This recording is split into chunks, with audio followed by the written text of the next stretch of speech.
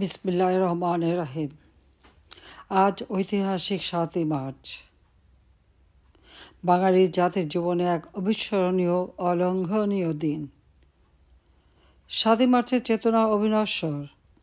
আমাদের মহান নেতা জাতির পিতা বঙ্গবন্ধু শেখ মুজিবুর রহমান ১৯৭১ সালে ৭ই মার্চ ঐতিহাসিক রেসকোর্স ময়দানে, বর্তমানে শহীদ সোহরাওয়ার্দী উদ্যান, এখানে দাঁড়িয়ে বজ্রকণ্ঠে একটি মহাকাব্য রচনা করেছিলেন।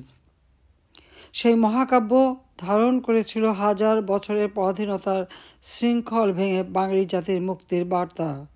ওই দিনই বাঙালি জাতির মহানায়ক দ্বিধাহীন চিত্তে ঘোষণা দিয়েছিলেন, এবারের সংগ্রাম আমাদের মুক্তির সংগ্রাম, এবারের সংগ্রাম স্বাধীনতার সংগ্রাম। বঙ্গবন্ধু শেখ মুজিবের দরাজ কণ্ঠে উচ্চারিত হয়েছিল বাঙালির হৃদয় থেকে হৃদয় অনুরণিত শব্দমালা। স্বাধীনতার আকাঙ্ক্ষায় সমগ্র বাঙালি জাতি এক সূত্রে গাঁথা সেই মহাকাব্যের শ্রেষ্ঠ পংক্তি আর দাবায় রাখতে পারবা না।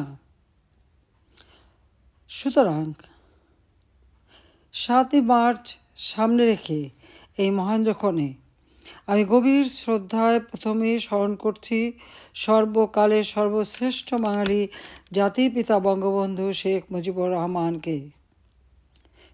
কৃতজ্ঞ চিত্তে স্মরণ করছি জাতীয় চার নেতা, মহান মুক্তিযুদ্ধে ৩০ লাখ শহীদ ও ২ লাখ সম্ভ্রমহারা মা বোন এবং অগণিত বীর মুক্তিযোদ্ধাকে, যাঁদের মহান আত্মত্যাগের মধ্য দিয়ে আমরা অর্জন করেছি স্বাধীন সার্বভৌম বাংলাদেশ, এনেছি বিজয় ছিনিয়ে।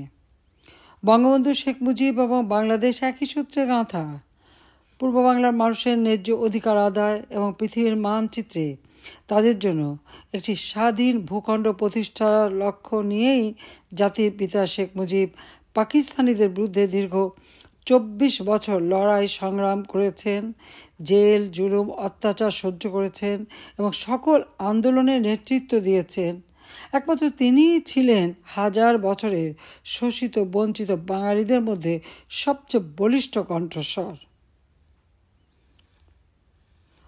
বঙ্গবন্ধু শেখ মুজিবের নেতৃত্বে আওয়ামী লীগ ১৯৭০ সালের নির্বাচনে একক সংখ্যাগরিষ্ঠতা লাভ করে, কিন্তু পাকিস্তানি শাসকরা আওয়ামী লীগের হাতে দেশ পরিচালনার দায়িত্ব অর্পণ না করে নানা ধরনের টালবাহানা শুরু করে।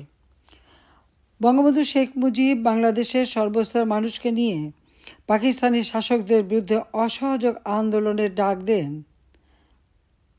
৭ই মার্চ ভাষণ আমাদের মহান স্বাধীনতা অর্জনের অমর বাণী। ১৯৭১ সালে মহান মুক্তিযুদ্ধ চলাকালীন এই অমর বাণী প্রতিটি মুক্তিযোদ্ধাকে প্রেরণা জুগিয়েছিল। জাতির পিতা বঙ্গবন্ধু শেখ মুজিবুর রহমান বীর বাঙালিদের অবশ্যম্ভাবী বিজয়কে উৎকীর্ণ করেন তার ভাষণের শেষ দুটি শব্দে, জয় বাংলা স্লোগানে। রাজনীতির কালোজয়ী মহাকবি বঙ্গবন্ধু শেখ মুজিব এই ভাষণের মাধ্যমে দেশের শাসনভার জনগণের হাতেই তুলে দেন। ক্ষমতাকে কী করে নিয়ন্ত্রিতভাবে সকলের কল্যাণে ব্যবহার করতে হয় তাও বুঝিয়ে দেন, শিখিয়ে দেন আত্মরক্ষামূলক কিংবা প্রতিরোধক সমরনীতি, যুদ্ধকালীন সরকার ব্যবস্থা এবং অর্থনীতি।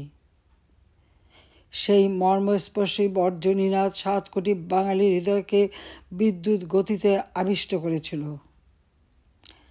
একটি ব্রিটিশ পত্রিকা বঙ্গবন্ধু ভবনকে ১০ নম্বর ডাউনিং স্ট্রিটের সঙ্গে তুলনা করেছিল। ৭ই মার্চের ভাষণ শুনে ঢাকায় রাষ্ট্রপতির বাসভবনে বাঙালি বাবুর্চি অসহযোগ আন্দোলন করেছিল এবং পাকিস্তানের প্রেসিডেন্ট ইয়াহিয়া খান তখন ঢাকায়, তার জন্য রান্না করা বন্ধ করে দিয়েছিল। ৩২ নম্বর বাড়িতে টেলিফোন করে সেখান থেকে অনুমতি নিয়েই কিন্তু তারা সেখানে কাজ করেছিল। জাতির পিতা বঙ্গবন্ধু শেখ মুজিব তার এই অসহযোগ আন্দোলনে এবং ৭ই মার্চের ভাষণে প্রতিটি মানুষকে নির্দেশ দিয়েছিলেন ঘরে ঘরে দুর্গ গড়ে তোলো, তোমাদের যার যা কিছু আছে তাই নিয়ে শত্রু মোকাবেলা করতে হবে। তিনি আরও বলেছিলেন, আমি যদি হুকুম দেবার নাও পারি তাহলে রাস্তাঘাট যা কিছু আছে সব বন্ধ করে দেবে।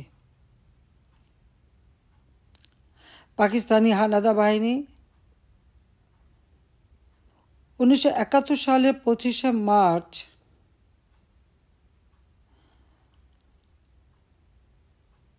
নিরস্ত্র বাঙালির উপর সশস্ত্র হামলা চালায়। কারণ জাতির পিতার নির্দেশেই এদেশের মানুষ ইয়াহিয়ার শাসনকে অগ্রাহ্য করে। মিলিটারি ডিক্টেটর ইয়াহিয়ার সকল কর্তৃত্ব বাঙালির উপর থেকে একেবারে তিরোহিত হয়ে যায়। বঙ্গবন্ধু শেখ মুজিব ওই 32 নম্বর বাড়ি থেকে যে নির্দেশ দিতেন, বাঙালি জাতি অক্ষরে অক্ষরে তা পালন করত। তাই 25শে মার্চ যখন গণহত্যা শুরু করে, এরপরই সেই রাতে অর্থাৎ 26শে মার্চের প্রথম প্রহরে জাতির পিতা বঙ্গবন্ধু শেখ মুজিব আনুষ্ঠানিকভাবে স্বাধীনতার ঘোষণা করেন। এরপরই তাকে গ্রেপ্তার করে নিয়ে যাওয়া হয়। কিন্তু বাংলার দামাল ছেলেরা যার যা কিছু আছে তাই নিয়ে যুদ্ধে ঝাঁপিয়ে পড়ে এবং পাকিস্তানি হানাদার বাহিনীকে বাংলার মাটিতে পরাস্ত করে 16ই ডিসেম্বর 1971 সালে স্বাধীনতার লাল সূর্য ছিনিয়ে আনে। বাংলাদেশের প্রথম রাষ্ট্রপতি বঙ্গবন্ধু শেখ মুজিব পাকিস্তানের বন্দিদশা থেকে মুক্তি পেয়ে 1972 সালের 10 জানুয়ারি তার স্বদেশ ভূমি প্রিয় বাংলাদেশে ফিরে আসেন। তাঁর স্বপ্নের স্বাধীন বাংলাদেশ পুনর্গঠনে আত্মনিয়োগ করেন। একটা যুদ্ধ বিধ্বস্ত দেশ শূন্য হাতে যাত্রা শুরু করে মাত্র 3.5 বছরেই তিনি বাংলাদেশকে স্বল্পোন্নত দেশে উন্নীত করেন। আমাদের দুর্ভাগ্য, 1975 সালের 15ই আগস্ট জাতির পিতা বঙ্গবন্ধু শেখ মুজিবুর রহমানকে সপরিবারে নির্মমভাবে হত্যা করে। শুধুমাত্র বঙ্গবন্ধু শেখ মুজিবকে না, একই সাথে আমার মা, আমার 3 ভাই, ভ্রাতৃবধূ সহ পরিবারের 18 জন মানুষকে নির্মমভাবে হত্যা করে। এবং এই হত্যার মধ্য দিয়ে 1971 সালে যে শক্তিকে বাঙালিরা পরাজিত করেছিল এবং এদেশের যারা পাকিস্তানি হানাদার বাহিনীর দোসর ছিল, আল বদর, আল শামস রাজাকার বাহিনী গড়ে তুলে এদেশের মানুষকে গণহত্যা, ধর্ষণ, নির্যাতন, অগ্নিসংযোগ করে স্বাধীনতার প্রতিটি ক্ষেত্রে প্রতিবন্ধকতা সৃষ্টি করেছিল, তারাই যেন পরাজয়ের প্রতিশোধ নেয়।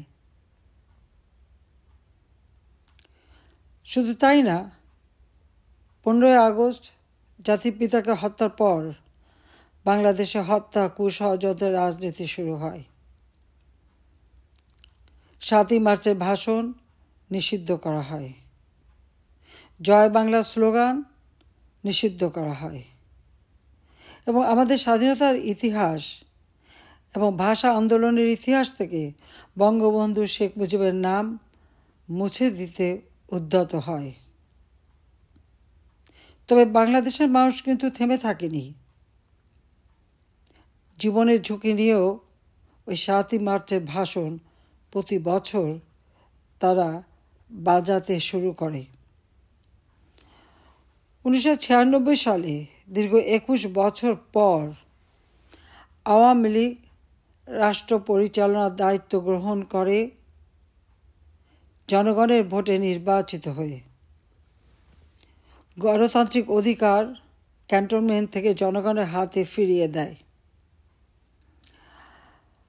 জাতিপিতা বঙ্গবন্ধু শেখ মুজিবুর রহমানের খুনিদেরকে অবৈধভাবে ক্ষমতা দখলকারী মিলিটারি ডিক্টেটর জিয়াউর রহমান দায় মুক্তি অধ্যাদেশ দিয়েছিল এবং যুদ্ধাপরাধীদের যে বিচার শুরু হয়েছিল সেই বিচার বন্ধ করে দিয়ে তাদেরকে মুক্ত করে দিয়েছিল। কিন্তু আওয়ামী লীগ ক্ষমতা আসার পর বঙ্গবন্ধু শেখ মুজিবুর রহমানের হত্যাকারী এবং যুদ্ধাপরাধীদের বিচার শুরু করে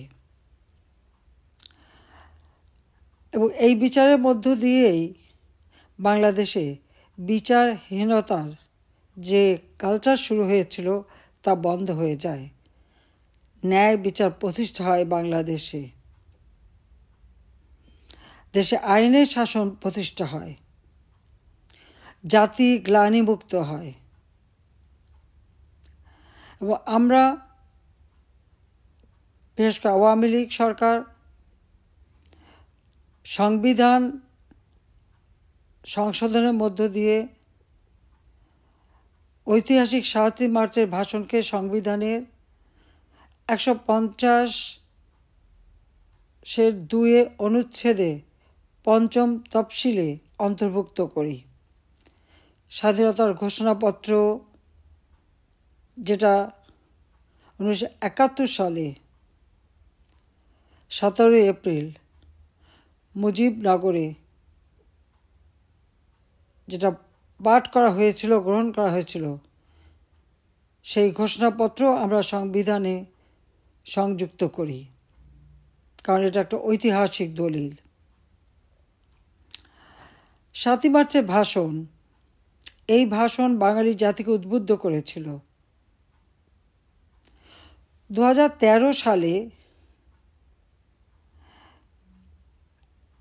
একজন আন্তর্জাতিক খ্যাতিসম্পন্ন সাংবাদিক এবং দার্শনিক জ্যাকব এফ ফিল্ড বিশ্বের বিভিন্ন ভাষণ নিয়ে গবেষণা করে। প্রায় ২.৫ বছরের বিশ্বসেরা জনগণকে উদ্বুদ্ধকরণের ক্ষেত্রে সরকারি, বেসরকারি অথবা সামরিক যত নেতৃত্বের ভাষণ দেওয়া হয়েছিল সেগুলি নিয়ে গবেষণা করে তিনি একটি সংকলন তৈরি করেন। সেই সংকলনটির নাম দিয়েছিলেন we shall fight on the beaches, the speeches that inspired history. এই সংকলনে জাতির পিতা বঙ্গবন্ধু শেখ মুজিবের ৭ই মার্চের ভাষণ অন্যতম শ্রেষ্ঠ ভাষণ হিসেবে অন্তর্ভুক্ত হয় এবং জাতিসংঘে ইউনেস্কো ২০১৭ সালের ৩০শে অক্টোবর এই ভাষণকে বিশ্ব প্রামাণ্য ঐতিহ্য দলিলে স্বীকৃতি প্রদান করে। শুধু তাই নয়, ইউনেস্কো মনে করে এই ভাষণটির মাধ্যমে জাতির পিতা প্রকারান্তরেই বাংলাদেশের স্বাধীনতা ঘোষণা করেছিলেন। জাতির পিতা বঙ্গবন্ধু শেখ মুজিবের ঐতিহাসিক ৭ মার্চের ভাষণের বিশ্ব স্বীকৃতি আজ বাঙালি জাতির জন্য এক বিরল সম্মান ও গৌরবের স্মারক।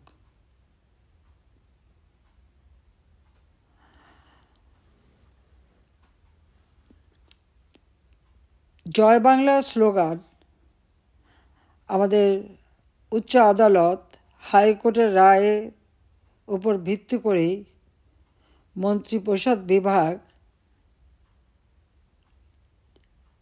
এই স্লোগানকে জাতীয় স্লোগান হিসেবে ঘোষণা করে। অত্যন্ত দুঃখের বিষয়, আওয়ামী লীগ দ্বিতীয়বার ২০০৯ সালে সরকার গঠন করার পর বাংলাদেশের জনগণের আর্থসামাজিক উন্নতি করে বাংলাদেশকে উন্নয়নশীল দেশের মর্যাদায় অধিষ্ঠিত করে। 2020 সালে জাতির পিতার জন্মশতবার্ষিকী এবং 2021 সালে স্বাধীনতার সুবর্ণ জয়ন্তী যখন আমরা উদযাপন করেছি, ঠিক সেই সময় আমরা এই স্বীকৃতিটা পাই। কিন্তু অত্যন্ত দুঃখের বিষয়, 2024 সালে নির্বাচনে আওয়ামী লীগ আবারও সরকার গঠন করে, কিন্তু তখনই এক বিশাল চক্রান্ত শুরু হয়েছিল। আওয়ামী লীগ যখনই ক্ষমতা এসেছে, আওয়ামী লীগের বিরুদ্ধে সবসময় একটা চক্রান্ত চলেছে। আর এই চক্রান্তের মধ্য দিয়েই আজ বাংলাদেশে অবৈধ দখলদার ফ্যাসিস্ট ইউনূস বাহিনীও দেশবিরোধী ও স্বাধীনতা বিরোধী পাকিস্তানি ভাবধারায় পরিপুষ্ট গোষ্ঠীকে প্রত্যক্ষভাবে মদত দিচ্ছে। সংবিধান লঙ্ঘন করে, অবৈধভাবে ক্ষমতা দখল করে বাংলাদেশের গৌরবের ইতিহাস, বিজয়ের ইতিহাস, স্বাধীনতার ইতিহাস একে একে মুছে ফেলার চেষ্টা করা হচ্ছে। এমনকি জাতির পিতা বঙ্গবন্ধু শেখ মুজিবুর রহমানের যে বাসভবন ধানমন্ডি 32 নম্বর সড়কে, যেখান থেকে জাতির পিতা বঙ্গবন্ধু শেখ মুজিব স্বাধীনতার ঘোষণা দিয়েছিলেন, আর যে বাড়িতে তাকে নির্মমভাবে হত্যা করা হয়, যে বাড়িটি উত্তরাধিকার সূত্রে আমি আর রেহানা পেয়েছিলাম, আমরা তা বঙ্গবন্ধুর স্মৃতি জাদুঘর হিসেবে প্রতিষ্ঠিত করি এবং বঙ্গবন্ধু মেমোরিয়াল ট্রাস্টের হাতে অর্পণ করে দিই। জনগণের সম্পত্তি জনগণের হাতে ফিরিয়ে দিই। কিন্তু আজকে আমরা দেখি, অবৈধভাবে রাষ্ট্র ক্ষমতা দখলের পর এই অশুভ শক্তি রাষ্ট্রের সকল পর্যায় থেকে মহান মুক্তিযুদ্ধ ও জাতির পিতা বঙ্গবন্ধু শেখ মুজিবুর রহমানের স্মৃতিচিহ্ন মুছে ফেলে দিচ্ছে একের পর এক। কোনো কোনো জায়গায় বঙ্গবন্ধু শেখ মুজিবের নামের পরিবর্তে কুখ্যাত স্বাধীনতা বিরোধীদের নাম বসিয়েছে। এমনকি সেই ঐতিহাসিক ভাষণ, যে ভাষণ আন্তর্জাতিক স্বীকৃতি পেয়েছে, সেই ভাষণও রাষ্ট্রাচারের সকল অংশ থেকে বাদ দেওয়া হয়েছে। যে জয় বাংলা স্লোগান দিয়ে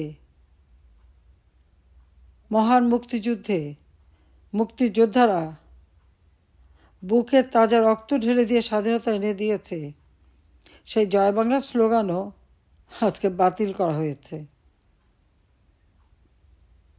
এই অবৈধ দখলদার ফ্যাসিস্ট ইউনূস গং পরিকল্পিতভাবে বাঙালি জাতির গৌরবোজ্জ্বল অর্জনসমূহকে ধূলিসাৎ করার অপতৎপরতায় লিপ্ত।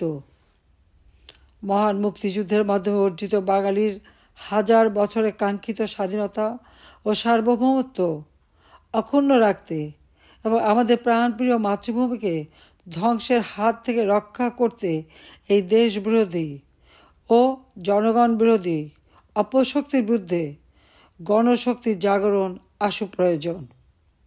মহান মুক্তিযুদ্ধের চেতনায় উদ্ভাসিত এই জনগণের শক্তিকেই আমাদেরকে আরও সুসংহত করতে হবে, কারণ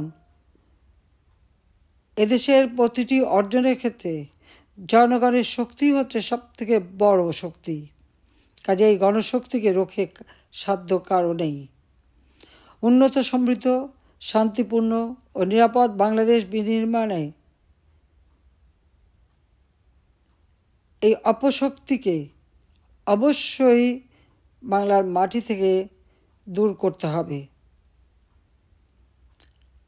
আমি মনে করি সমগ্র জাতি ঐক্যবদ্ধ হয়েই আমরা আজকে বাংলাদেশকে যে আর্থসামাজিকভাবে ধ্বংসের কিনারায় নিয়ে যাওয়া হয়েছে, দেশের মানুষের জীবন যে বিশ্বাস উঠেছে, দ্রব্যমূল্যের ঊর্ধ্বগতি,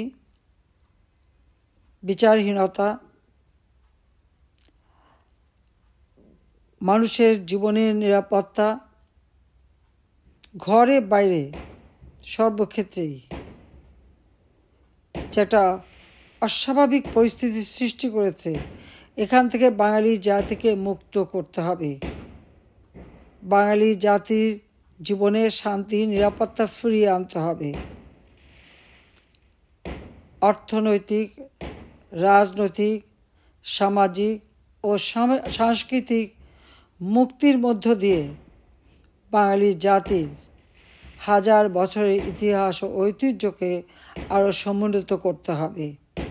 আমি বিশ্বাস করি জয় বাংলা স্লোগান এবং জাতিপিতা বঙ্গবন্ধু শেখ মুজিবুর রহমান এর 7ই মার্চের ভাষণ যুগে যুগে বাঙালিদের বিশ্বের বুকে আত্মমর্যাদার সাথে মাথা উঁচু করে চলতে এবং মা ও মাতৃভূমির পক্ষে লড়াই সংগ্রামে অনুপ্রেরণা যোগাবে।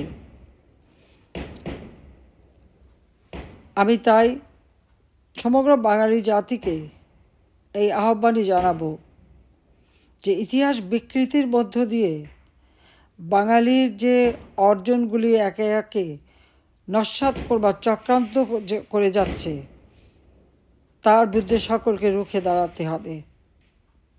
আসুন আমরা মহান মুক্তিযুদ্ধে আমরা যে বিজয় অর্জন করেছি, বিজয়ী জাতি হিসেবে মাথা উঁচু করে চলার জন্য আমাদের তরুণ সমাজ, আমাদের দেশের আবাল বৃদ্ধ বনিতা সকলকেই আমি আহ্বান জানাচ্ছি। আমাদের দেশের মর্যাদা আন্তর্জাতিকভাবে স্বীকৃতি পাক, সেটাই আমরা চাই। যে সম্মান আমরা অর্জন করেছিলাম, যা আজকে এই অপশক্তির হাতে ধূলিসাৎ হয়ে গেছে, সেই বিজয়ের গৌরব আবার আমরা ইনশাল্লাহ ফিরিয়ে আনব। তার জন্য আমি জনগণের শক্তিকেই বিশ্বাস করি, আর জনগণের মর্যাদা রক্ষা করাই আমার একমাত্র কর্তব্য। তাই আপনাদের সহযোগিতা কামনা করি। সবাই ঐক্যবদ্ধ হন, অপশক্তির বিরুদ্ধে রুখে দাঁড়ান। 7ই মার্চের ভাষণে জাতির পিতা যে পথ আমাদের দেখিয়ে দিয়ে গেছেন, সেই পথ ধরেই আমাদেরকে গণতন্ত্র ফিরিয়ে এনে অর্থনৈতিক মুক্তি অর্জনের মধ্য দিয়ে আমাদের দেশকে আবার এগিয়ে নিয়ে যেতে হবে। ইনশাল্লাহ জনগণের জয় হবেই। জয় বাংলা, জয় বঙ্গবন্ধু, বাংলাদেশ চিরজীবী হোক।